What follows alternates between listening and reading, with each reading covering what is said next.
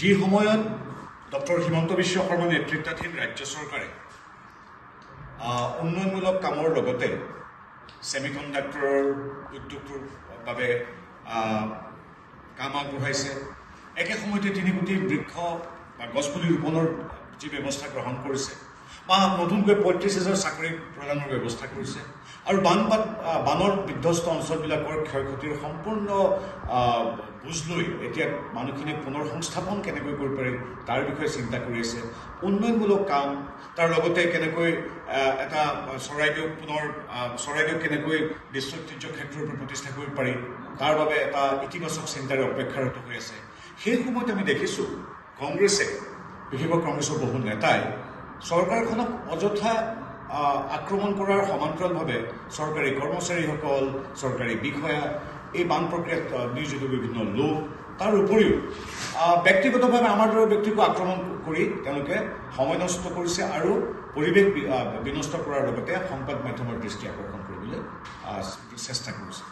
কালি দেখিলোঁ, প্ৰথমতে মোৰ নিজৰ কথা এটা কৈ লওঁ, কালি দেখিলোঁ মই মন্ত্ৰিত্ব পোৱা লৈও বিৰোধীৰ এগৰাকী নেতা শ্ৰীযুত গৌৰৱ গগৈ ডাঙৰীয়ে বিৰূপ মন্তব্য কৰিছিল।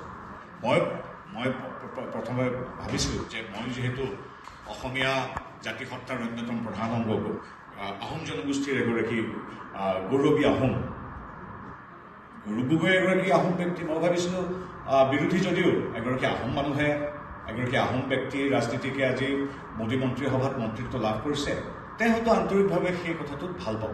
কিন্তু আশ্চৰ্যজনক কথা, তেখেতে তাত বিৰূপ মন্তব্য কৰিছে আৰু তেখেতে কিন্তু অদ্ভুত যুক্তি দিছে যে জ্যেষ্ঠ হিচাপে মোৰ বাকী সতীৰ্থ বন্ধুসকল যেনেকৈ আছে, দুগৰাকী মানুহৰ নাম লৈছে, মোৰ বন্ধুৰ সতীৰ্থ, মোৰ জ্যেষ্ঠৰ নাম লৈছে, যে তেওঁলোকক নাপায়।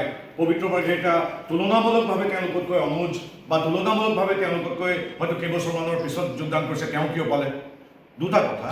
প্ৰথম কথা হ'ল গৌৰৱ গগৈ ৰকিবুদ্দিন আহমেদ বা ৰকিবুল হুছেইনক সুধি আমাৰ বিজেপিয়ে মন্ত্ৰিত্ব নিদি, আমাৰ নিজস্ব চিন্তা চৰ্চা ধাৰণা আৰু নিজস্ব কাম আছে, মোদীজী বা আমাৰ বিজেপি নেতৃত্বই সেই বিষয়ে সিদ্ধান্ত লয়। তাতে গৌৰৱ গগৈ বেয়া পাব নালাগে, তেওঁলোকক বা তেওঁলোকৰ গান্ধী বাদ্ৰা পৰিয়ালক সুধি নকৰে। দ্বিতীয় কথা, জ্যেষ্ঠতাৰ কথা যদি ইমানেই তেওঁ জ্যেষ্ঠতা কৈ আছে, তেতিয়াহ'লে তেওঁ গৌৰৱ গগৈক স্পষ্টভাৱে এটা কথা ক'ব বিচাৰোঁ, তেওঁ জন্ম হোৱাৰ আগতে NSUৰ জৰিয়তে প্ৰদ্যুৎ বৰদলৈ ডাঙৰীয়াই আজি ইমান 4টা দশক জুৰি কংগ্ৰেছলৈ সেৱা আগবঢ়াইছে। বিৰোধী হ'লেও ক'বই লাগিব তেওঁ সপ্ৰতিভ যোগ্য এগৰাকী সমৰ্পিত কংগ্ৰেছ নেতা আমি দেখি আহিছোঁ।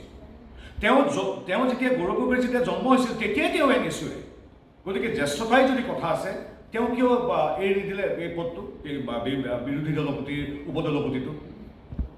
অভিলেখ সংখ্যক ভোটত জিকিছে ৰকিবুল হুছেইন ডাঙৰীয়া, তেওঁতকৈ কংগ্ৰেছত বহুত দিন জ্যেষ্ঠ।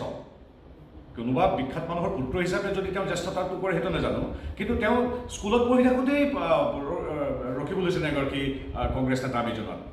গতিকে জ্যেষ্ঠতাৰ যদি কথা আছে, তেওঁ যদি ইমান জ্যেষ্ঠৰ প্ৰতি ইমান আকুল হৈছে, তেতিয়াহ'লে এতিয়াও সময় আছে গৌৰৱ গগৈয়ে তেওঁৰ বিৰোধীৰ উপদলপতিটো, যিটো লোকসভাত তেওঁলোকৰ দলৰ উপদলপতি আছে, সেই পদটো এতিয়াও সময় আছে তেওঁ ৰিজাইন দি তেওঁৰ জন্মৰ আগতে কংগ্ৰেছ কৰা তেখেতসকলৰ এগৰাকী সুযোগ্য নেতা প্ৰদ্যুৎ বৰদলৈক দি দিয়ক, বা সেইটো অসুবিধা হ'লে তেওঁলোকে আৰু বহু 1-2টা দশক জ্যেষ্ঠ ৰকিবুল হুছেইনক দি দিয়ক। গতিকে অযুক্তিকৰ কথাৰে মানুহৰ দৃষ্টি আকৰ্ষণ কৰিব নাপায়। মই এজন আহোম সম্প্ৰদায়ৰ এগৰাকী ব্যক্তিয়ে অহাটো বেয়া পাইছে, নতুন প্ৰজন্মৰ মানুহ এজন অহাটো বেয়া পাইছে, সেইটো আপোনাৰ সুকীয়া ব্যক্তিগত কথা। কিন্তু এইবিলাক তুলনা যুক্তি, জ্যেষ্ঠতা যদি মই পুনৰাই কৈছোঁ, আপুনি জন্ম হোৱাৰ আগতেই কংগ্ৰেছ প্ৰদ্যুৎ বৰদলৈ, গতিকে জ্যেষ্ঠ তেওঁহে। তেওঁক আপুনি এতিয়াও সময় আছে এৰি দিয়ক, নাইবা এনেধৰণৰ যুক্তিহীন কথা কৈ দৃষ্টি আকৰ্ষণ কৰিব নিবিচাৰিব।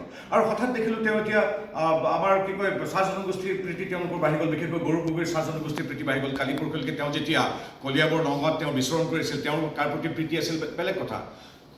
চাহ জনগোষ্ঠীৰ বাবে তেওঁলোকে কি কৰিলে কি নকৰিলে গোটেই অসমে জানে, মই এইখিনি কথাত কোৱাৰ দৰকাৰ নাই। ব্যক্তিগত নাম লৈছে তেওঁ। যদি তেওঁ চাহ জনগোষ্ঠীৰ আমাৰ শ্ৰদ্ধেয় সকলোৰে এগৰাকী শ্ৰদ্ধেয় শীৰ্ষ নেতা, দলমত নিৰ্বিশেষে পৱন সিং ঘাটৰক তেখেতসকলে কিয় ডিব্ৰুগড় টিকেট দিয়া নাছিল, কিয় লুৰিণ গগৈক টিকট দিলে? তেতিয়া তেওঁৰ ঘাটুৱাৰ প্ৰীতি, চাহ জনগোষ্ঠীৰ প্ৰীতি বা জ্যেষ্ঠতা এইবিলাক কথা হোৱা নাছিল। তেওঁলোকে কিয় দিছিল তেতিয়াহ'লে তেওঁ প্ৰীতি? একেধৰণে আমাৰ ৰাজু চাহু ডাঙৰীয়া, তেওঁ এগৰাকী জ্যেষ্ঠ নেতা তথা চাহ জনগোষ্ঠীৰ এগৰাকী অতি দক্ষ নেতা। তেওঁ কিয় তেওঁ যেতিয়া টিকেট দি বিচাৰিছিল, তেওঁ বিধানসভাতো তেওঁ নতুনকৈ অহা ছমাহ আগৰ ল'ৰা এজনক অজয় ফুকনক টিকট দিলে আৰু লোকসভাতো তেওঁক নৎসাত কৰিলে। এই লিষ্টখন বহুত দীঘলীয়া। জয় চন্দ্ৰ নাগবংশীৰ পৰা আমি ৰূপেশ গোৱালালৈ ক'ব পাৰোঁ। ৰূপেশ গোৱালাক আপোনালোকে বাৰম্বাৰ কিয় অপমান কৰিছিল? তেওঁতো চাহ মজদুৰ সংঘৰ এগৰাকী শীৰ্ষস্থানীয় নেতা। কেৱল আদিবাসী চাহ জনগোষ্ঠীয় হোৱা বাবে কিয় শান্তিৰাজ কোঁৱৰক আপোনালোকে সাক্ষাতেই দিয়া নাছিল? তেওঁক আপোনালোকে লগেই নকৰে, আগতে তেওঁক নৎসাত কৰিছিল।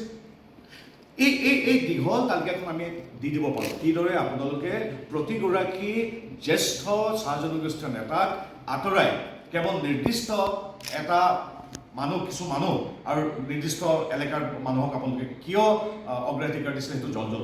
গতিকে এনেধৰণৰ কথা ক'ব নাপায়।